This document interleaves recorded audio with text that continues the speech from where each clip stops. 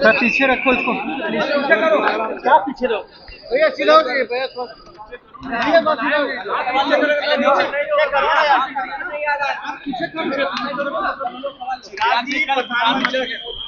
नहीं आ रहा है सर किसी का, बहुत महत्वपूर्ण दौरा उनका बिहार का कल होने जा रहा है।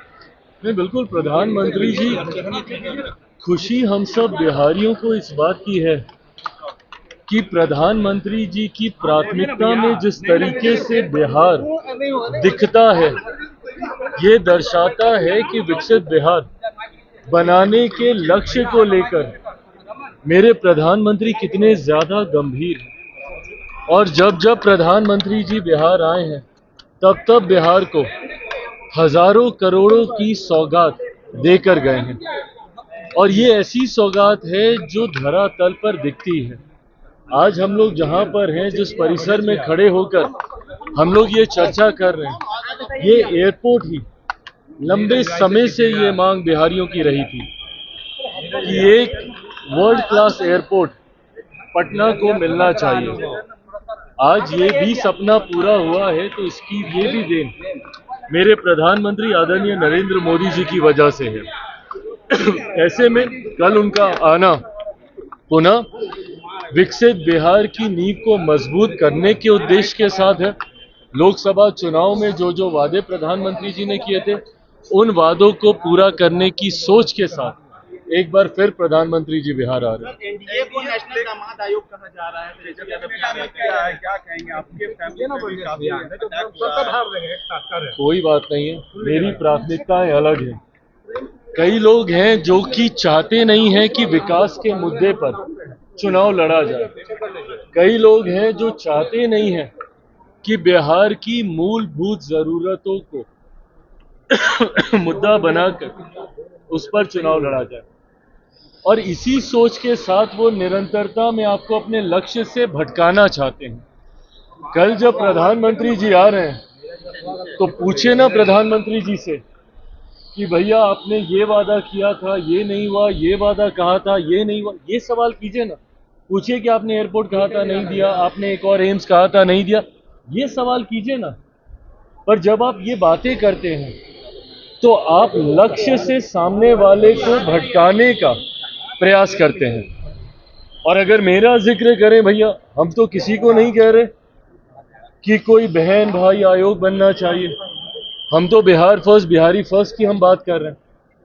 और कोई लाख प्रयास कर ले एनडीए के नेताओं को, हमारे घटक दलों को हमारे मुद्दे से भटकाने का, हम सब प्रधानमंत्री आदरणीय नरेंद्र मोदी जी की सोच, मुख्यमंत्री नीतीश कुमार जी के विकसित बिहार की सोच के साथ, बिहार फर्स्ट बिहारी फर्स्ट की सोच के साथ हम लोग आगे बढ़ रहे हैं।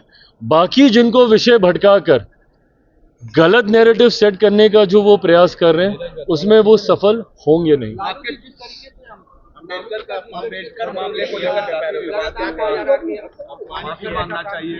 देखिए, जिस तरीके से मैं उनके स्वास्थ्य को भी समझता हूं, पर उसके बावजूद जिस तरीके से बाबा साहेब की तस्वीर चरणों में रखकर जिस तरीके से वो दृश्य सामने आए हैं, वो हर उस व्यक्ति को दुखी करते हैं जो बाबा साहेब भीमराव अंबेडकर जी की विचारधारा, उनकी सोच, और मुझे लगता है देश का 140 करोड़ व्यक्ति उनकी उस सोच के साथ सहमत। आज अगर देश चल रहा है तो बाबा साहेब के बनाए हुए संविधान के आधार पर ही चल रहा है, जिसके सामने हर बार मेरे प्रधानमंत्री जी अपना सर नतमस्तक कर देश को उसी आधार पर लेकर जाने के संकल्प को बार बार दोहराने का काम करते हैं। ऐसे में उनका इस तरीके से अनादर, मैं इसको कतई ये नहीं कहूँगा कि सिर्फ दलित समाज या अनुसूचित जाति से आने वाले लोगों की भावनाओं को ही ये ठेस पहुंचाता है।